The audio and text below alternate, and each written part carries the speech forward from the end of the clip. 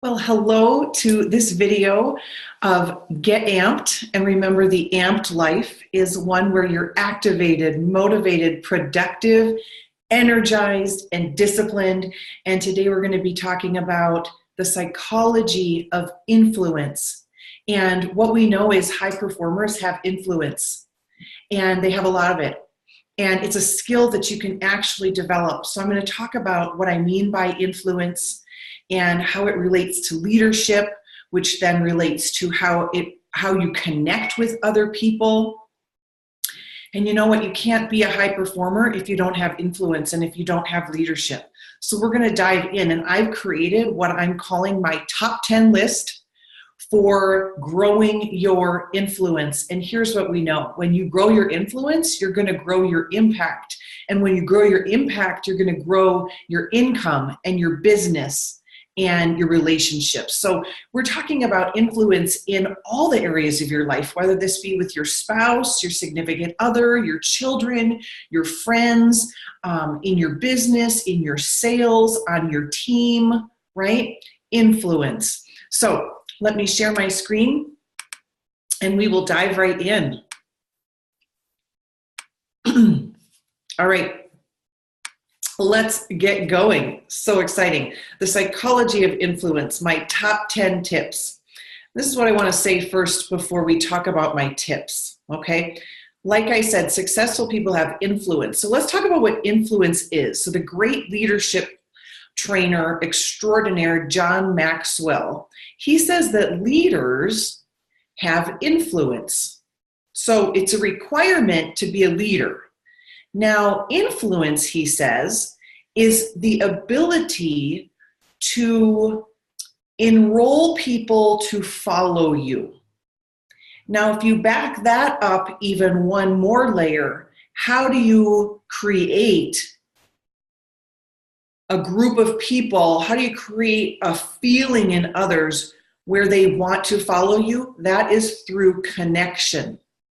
So here we're always talking about high performance, and high performance requires that you have healthy relationships. So you're going to hear some of these themes in our training today when we talk about influence. And you know what? If you want to grow a successful business, you got to grow your influence, right? So influence is that required ingredient to help you get to the next level where I know that you desire to be. Okay. Again, before we get started, I want to share this concept with you. I want you to ask yourself, who are you surrounded by? I love this quote by Jim Rohn: you're the average of the 5 people you spend the most time with. Choose wisely, right? We know, psychologically speaking, that energy from people is contagious. Now, that can work in both ways, right? People's negative energy can be contagious. People's positive energy can be contagious. So I really want you to assess, who are you spending your time with? And are they helping elevate and amplify your energy, your mission, your purpose, your passion? Okay? All right. Top tip number 1 in terms of growing your influence. I want you to realize that to grow anything, you have to have intention behind it. It doesn't just happen. And that's great news, because it's not something you're born with. It's not something that people just either have influence or they don't. I didn't used to have influence, not at all. I used to be kind of a wallflower, just sitting back, pretty socially anxious, not engaging much. I changed my habits, I changed my behaviors, I changed my mindset, and I brought intention to being someone of influence and to being a leader and to being someone that really connected with people. So one of my favorite techniques is called the wondering technique. And this is something you can start practicing. But the wondering technique is just asking yourself, I wonder who I will influence today. And I wonder who will influence me today. And I wonder who I'll connect with today.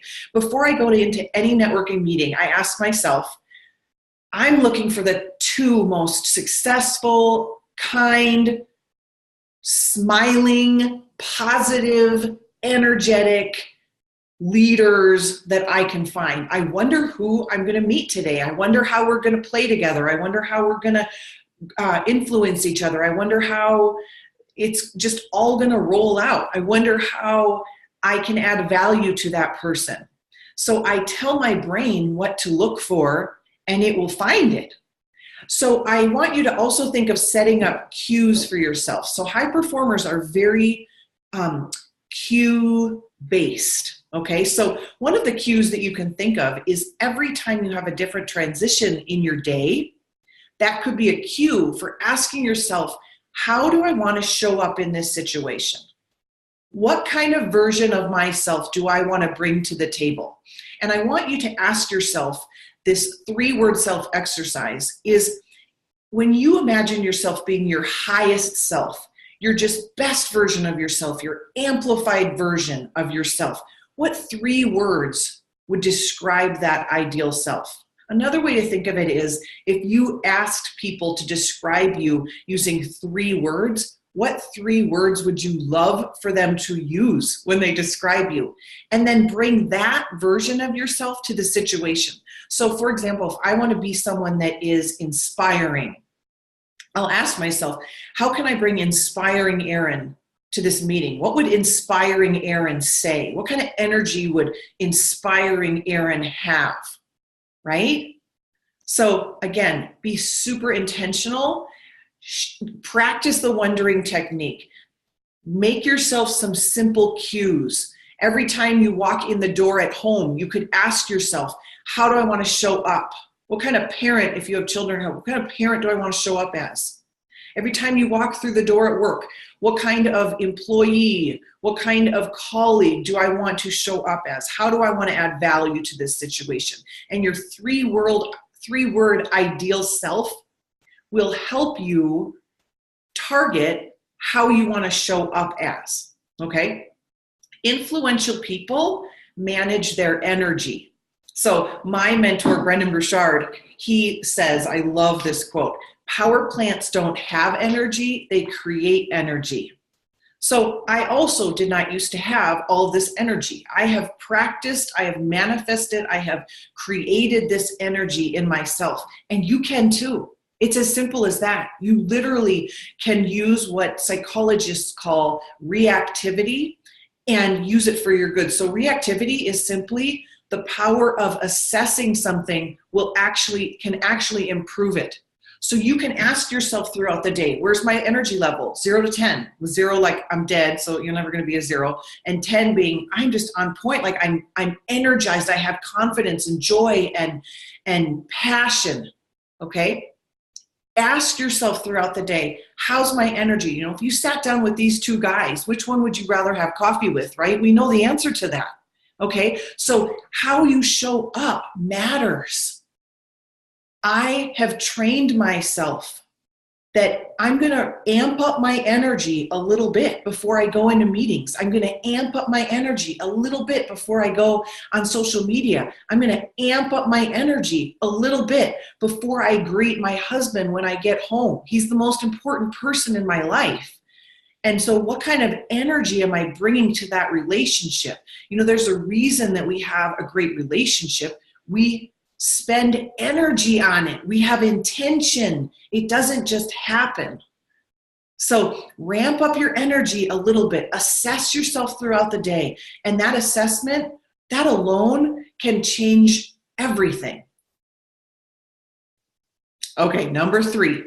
Be interested, not interesting. And what do I mean by this? When you are meeting with people, I want you to be asking more questions than you are talking. You know, there's this saying that God gave us 2 ears and 1 mouth for a reason. You want to be listening twice as much as you're talking. Now, why would that be?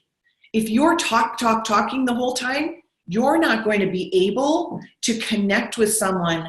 You're not going to be able to ask questions and learn about that person, what that person desires, what that person's struggling with. And then if you don't know, you're not going to be able to provide a solution. And that, my friends, is all that influence is.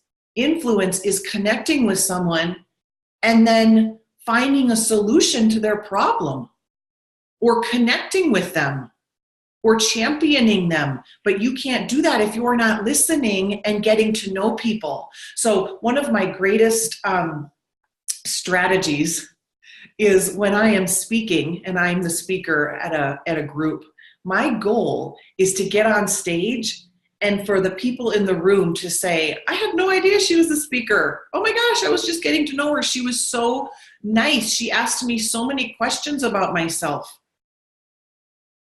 So John Maxwell also says that leaders ask great questions, and it also is said that the person asking questions is in control of the conversation. And when I say control, I don't mean a misuse of control, but I mean when you're talking persuasion and influence and the psychology of all of that, there is power in being the one who is leading these conversations. So I am going to be asking questions that are intentional and that I know can help me get to know someone as quickly as possible. So if someone says they've been in a job for 15 years, what I immediately say is, oh my gosh, you must love that. And they'll either say, actually, I do. And then I will say, tell me what you love about it so much. Like, that's great energy, right? What if they say, actually, I hate it? Well, let's talk about that. Like, what are you looking for in a job? And then maybe I can help them with that, right? So be interested, not interesting. Number 4, you want to practice what is called the depth to joy bounce. When you're interacting with people, I want you to think of, you want to go deep with people in conversations. So you don't want to keep all your conversations just up here on the surface level, right? And if you think about depth, you want to think about maybe going 3, 4, 5 layers deep.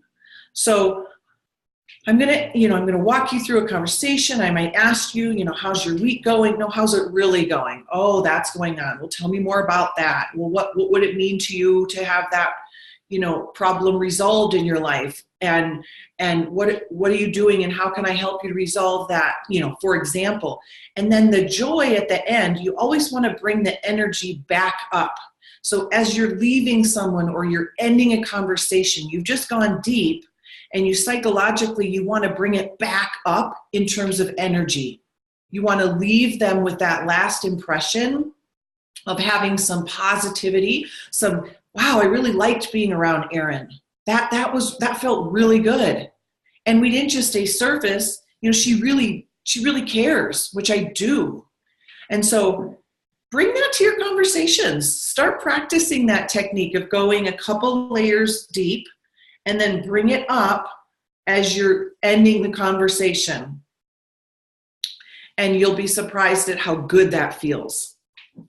So number 5, I made mention of this, but leaders ask great questions, okay? So if I know that I am, for example, a health and wellness coach, I'm going to be kind of intentional about the questions that I ask people. So I might say, my passion is helping people with their health. Like, how are you feeling about your health these days? Are you just totally dialed in? Like, where are things at for you? And they'll tell me. So I'm intentional about it. Again, if someone says, what do you do? And they say what they do, I'm going to say, oh, you must love that. Or what do you love most about that? That gives me very important information. If I know, for example, that, I can help someone. I have a client right now who is a fashion consultant, and she knows that she can help people actually save money by buying a few key pieces in their wardrobe. So as I'm talking about that, I might say, like, I don't know about you, but have you ever looked at your closet and it's just full of clothes and you say to yourself, I have nothing to wear? Like, has that ever happened to you? Things like that get to the person's pain point, that gets to their problem that they would love solved. That's an interesting way to lead a conversation. Okay, so leaders are always asking great questions. So I want you to think about and maybe jot down, what are 3 solutions you provide people What are like the 3 superpowers that you have? And then how could you phrase a question to somebody that you're getting to know or that you're telling about what you do in the world? How could you create a question around perhaps a pain point that they might be experiencing around that solution that you solve? Okay. And you'll find that your questions will elicit so much more just juicy data and connection with people. Okay, number 6, ask permission. This is an interesting sales technique and something that I want to teach you because there's some psychology to it. So whenever I am providing some feedback to somebody that might be a little difficult to hear for that person, or I want to kind of influence my audience to come from a place of yes, and I'll explain what that means. I ask a question like, would it be okay right now if I told you the ways that you could work with me in coaching? And the audience will say yes. What happens at that point when they have just said yes is basically then your role is you're just doing what they're asking for. So you set it up, they say yes, and then you're actually just filling the need. And so what happens when we do that, it takes all of the convincing nature out of things. It takes all of that kind of salesy, yucky kind of feeling out of conversations. And so say I'm at a coffee date and I'm learning all about the other person. And I know that I have a solution for them. I might say, you've just told me that it would just mean the world to your family if you could earn another $2,000 a month. I have a program that I believe could really help you with that. Would it be okay if I shared a little bit about that with you right now? And they'll say, yeah, because you've listened, you've asked great questions, and you're making it about them, and you ask permission. So enjoy the power of that in your conversations, asking permission. It's awesome.